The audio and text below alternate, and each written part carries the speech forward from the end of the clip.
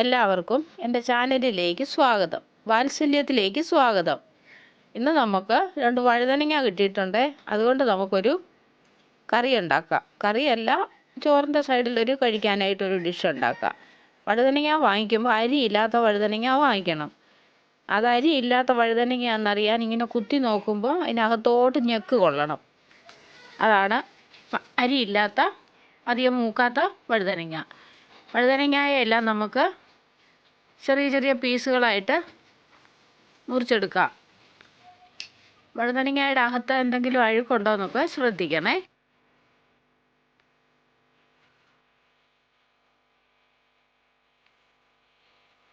വഴുതനങ്ങയെ മുറിച്ച് കഴിഞ്ഞിട്ട് വെള്ളത്തിലോട്ടാണ് ഇടേണ്ടത്.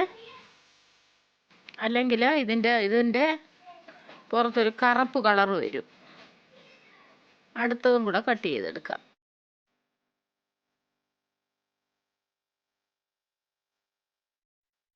കണ്ടോ, അരിയൊട്ടും ഇല്ലാതെ വഴുതനങ്ങയാണ്. നമുക്ക് മുറിച്ചെടുക്കാം.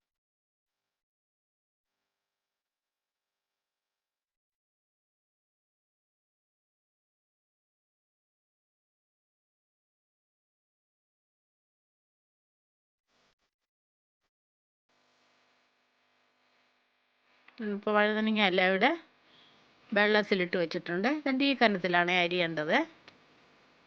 2-3 വെള്ളത്തിൽ കഴുകിയെടുക്കണം. ഇതിൻ്റെ പുറത്ത് കറയൊക്കെ പോകാനായിട്ടാണ്.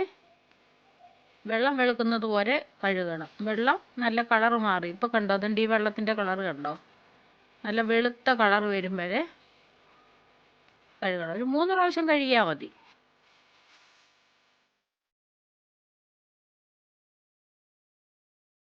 ഇതെല്ലാം നമുക്ക് കഴുകിയിട്ട് ഒരു അരിപ്പയ്ക്കകത്തോട്ടിടാമേ. വെള്ളം ഊർന്നു പോകട്ടെ.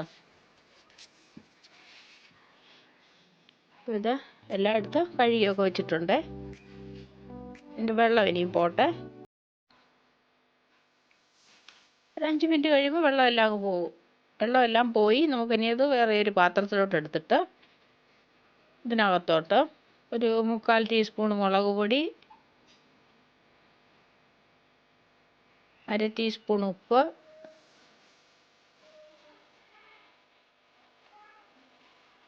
മഞ്ഞൾപ്പൊടി,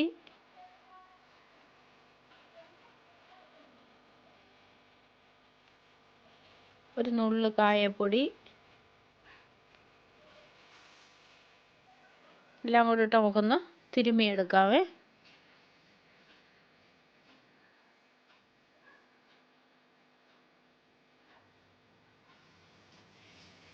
ഇത് അധികം നേരം ഒന്നും വെക്കരുത്, അപ്പോൾ ഇതിനകത്തുനിന്ന് വെള്ളം ഇറങ്ങും.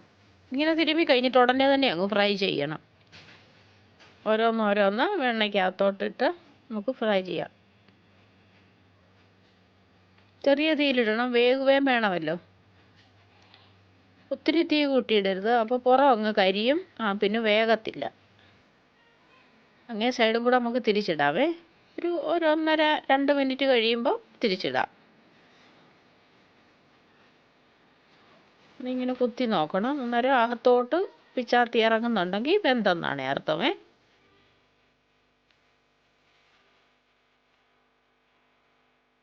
നമുക്കിത് കോരിയെടുക്കാം.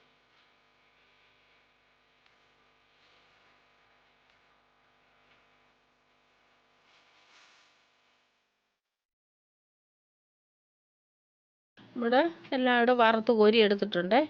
ഇനി ഒരു പാത്രത്തിലോട്ട് കുറച്ച് കട്ട തൈരെടുത്ത് നമുക്ക് ഉടയ്ക്കാം. തൈര് ഉടച്ചിട്ട് അതിനകത്ത് ഇച്ചിരി ഒരു നുള്ള ഉപ്പും കൂടി ഇട്ടിട്ടാണ് തൈര് ഉടച്ചത്. പിന്നെ നമ്മൾ വറുത്ത് വെച്ച വഴുതനങ്ങ എല്ലാം ഇതുപോലെ ഓരോന്ന് അതിനകത്തോട്ടിടാം. എന്നിട്ട് ഒരു ഭംഗിക്ക് വേണ്ടി ഇച്ചിരി മുളക് പൊടി മുകളിലോട്ട് വിതറി കൊടുക്കാം. ഇതുപോലെ ചോറിന് ഒരു സൈഡിലൊരു ഡിഷായിട്ട് നമുക്ക് ഉപയോഗിക്കാം. എല്ലാവരും ഇങ്ങനെ ഒന്ന് ഉണ്ടാക്കി നോക്കണേ.